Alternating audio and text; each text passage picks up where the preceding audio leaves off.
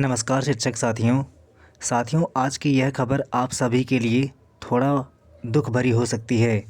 साथियों, आपको बता दें कि गुजरात सरकार ने अपने राज्य में टीईटी की परीक्षा करवाई। जी हाँ शिक्षक साथियों, गुजरात सरकार ने टीईटी की परीक्षा करवा ली है। साथियों, गुजरात सरकार परखना चाह रही थी कि अगर टीईटी होता है तो क्या स्थिति रहेगी। साथियों, गुजरात सरकार ने सोचा कि हमारे कितने ऐसे टीचर्स हैं जो टीईटी पास करने में सक्षम हैं। शिक्षक साथियों, आपको बता दूं कि गुजरात के जो शिक्षक हैं उन्होंने गुजरात सरकार पर सवाल खड़ा कर दिए हैं। उनका कहना है कि आखिर आप हमारी नौकरी सेव चाहते हो कि हमें नौकरी से निकालना चाहते हो। साथियों, आपको बता दूं कि गुजरात टीईटी का जो पासिंग परसेंटेज निकल कर आया है, गुजरात में कितने शिक्षकों ने टीईटी पास किया है और कितने शिक्षक फेल हुए हैं, इस वीडियो में आपको बताने जा रहा हूं। साथियों, गुजरात सरकार ने टीईटी का आयोजन कई भाषाओं में करवाया, सिर्फ गुजराती भाषा में ही नहीं। साथियों, जो आंकड़े निकल कर आए हैं वो काफ़ी चौंकाने वाले हैं। साथियों, सरकार के साथ साथ तमाम जो पीड़ित शिक्षक हैं जिनको टीईटी देना है सुप्रीम कोर्ट के आदेश पर, उन सबके होश उड़ गए हैं इनके रिजल्ट को देख करके। शिक्षक साथियों, पूरी खबर आपको बताऊंगा, लेकिन साथियों आप वीडियो में अंत तक बने रहिएगा। साथियों, सिर्फ मैं ही हूं जो आपका टीईटी मुद्दा लगातार उठाता आ रहा हूं और आपकी समस्या को जन जन तक पहुंचाने का प्रयास कर रहा हूं।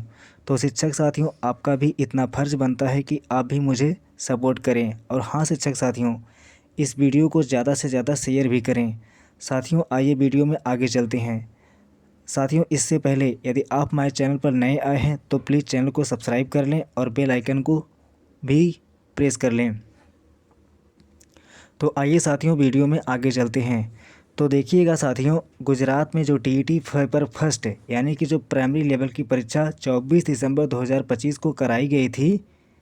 साथियों, परीक्षा का जो परिणाम आए हैं उसे सुनकर आप सभी के होश उड़ जाएंगे। साथियों, आपको बता दूं कि परीक्षा में 91,628 टीचरों ने भाग लिया था, जिसमें से 80,602 लोग फेल हो गए। आप समझ सकते हैं साथियों, फेल होने का परसेंटेज कितना अधिक है। आप सोचिएगा साथियों कि इतने ज़्यादा लोग फेल हो गए तो अपने यूपी में क्या हालात होंगे। खैर शिक्षक साथियों, ऐसा कुछ होने वाला नहीं है, जल्द ही इससे आप सभी को छुटकारा मिल जाएगा। शिक्षक साथियों, आपको बता दूं कि गुजरात टीईटी में लोगों के कितने कितने नंबर आए थे। साथियों, 150 नंबर का पेपर था। पास होने के लिए ओबीसी एससी एसटी वाले कैंडिडेट को मात्र 82 नंबर चाहिए था और जनरल वाले कैंडिडेट को 90 नंबर चाहिए था। तो साथियों, आपको बता दूं कि यहाँ पर कोई भी ऐसा शिक्षक नहीं था जो 50% नंबर भी ला पाया हो। और ला भी कैसे पाएगा, पढ़ाई की एक उम्र होती है। साथियों, मैं आप लोगों को यह भी बताऊंगा कि लोग कितने नंबर पाए थे। साथियों, किसी के 30, किसी के 40, किसी के 50 ऐसे नंबर आए थे। साथियों, जो पास भी हुए हैं उसका भी आंकड़ा है मेरे पास। तो साथियों, 11,027 लोग पास हुए हैं और इसमें भी बिल्कुल केवल पासिंग मार्क्स नंबर ही ला पाए हैं। अगर साथियों पासिंग परसेंट की बात की जाए तो सिर्फ 12% लोग ही पास हुए हैं। तो साथियों, गुजरात सरकार की तरफ से टीईटी की परीक्षा लिया गया है, यह परखने के लिए कि उनके राज्य में ऐसे कितने शिक्षक हैं जो टीईटी पास कर सकते हैं। तो साथियों, जो आंकड़ा आया है वह बहुत ही भयावह है। साथियों, गुजरात सरकार परेशान हो गई है क्योंकि साथियों गुजरात में जो शिक्षक हैं जिनको टीईटी पास करना है उनकी संख्या करीब 1.5 लाख के आसपास है। तो यहाँ पर सबसे बड़ी बात यह है साथियों कि गुजरात सरकार ने जो टीईटी लिया है वह कुछ सोच समझकर ही लिया है कि भविष्य में अगर हम टीईटी लागू करते हैं तो क्या स्थिति रहेगी, किस तरीके से हम शिक्षकों की नौकरी की सुरक्षा करेंगे। साथियों, इससे पहले आपको पता ही होगा केरल, तमिलनाडु और पश्चिम बंगाल सरकार भी बोल रही थी कि हम टीईटी की परीक्षा लेंगे। लेकिन साथियों, इन राज्यों में विधानसभा चुनाव होने वाले हैं, जिससे इन राज्यों ने अपने पैर पीछे कर लिए और शिक्षकों के पक्ष में आ गए। शिक्षक साथियों, आपको पता ही होगा कि इन राज्यों ने भी बोला था कि हम अपने राज्य में टीईटी करवाएंगे।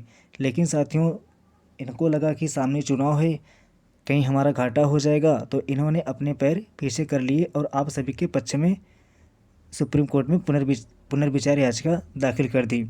शिक्षक साथियों, मैं गारंटी ले रहा हूँ और लिख कर ले लीजिए, आप किसी भी शिक्षक की नौकरी टीईटी की वजह से नहीं जाने वाली है। शिक्षक साथियों, मैं आपको बताना चाहता हूँ कि सत्य परेशान हो सकता है, पराजित नहीं। यानी साथियों, जब उस समय आपकी नियुक्ति हुई थी, तो उस समय जो सिलेक्शन का क्राइटेरिया था, उस क्राइटेरिया के तहत आप लोग अपना सारी योग्यताएं फुलफिल किए थे, तभी इस समय नौकरी में हैं।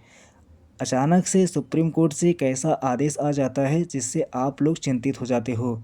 शिक्षक साथियों, मैं इतना गारंटी लेता हूं कि इस सुप्रीम कोर्ट का जो आदेश आया है, जिसमें तमाम राज्य सरकारों द्वारा पुनर्विचार याचिका दाखिल की गई है, सुप्रीम कोर्ट जब इस पर सुनवाई करेगी तो विशेष रूप से गहन अध्ययन करने के बाद इस पुनर्विचार याचिका पर फैसला देगी।